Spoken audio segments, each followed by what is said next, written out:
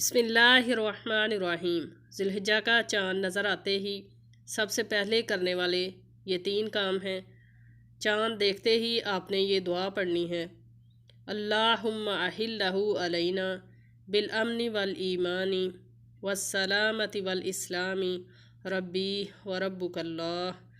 اس پیاری سی دعا کا ترجمہ، اے اللہ تو اس چاند کو ہم پر امن و ایمان اور سلامتی والا بنا اور اسلام کے ساتھ طلوع فرما، میرا اور تیرا رب اللہ ہے۔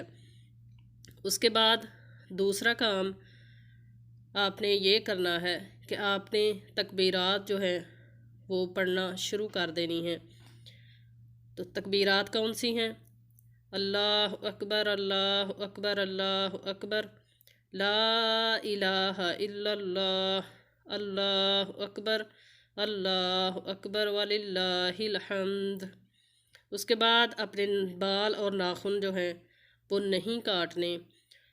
ام المؤمنین سیدہ ام سلمہ رضی اللہ عنہا سے روایت ہے کہ رسول اللہ صلی اللہ علیہ وآلہ وسلم نے فرمایا کہ جس شخص کے پاس قربانی ہو تو جب ذی الحجہ کا چاند نظر آ جائے تو وہ ہرگز اپنے بال اور ناخن نہ کاٹے یہاں تک کہ وہ قربانی کر لے۔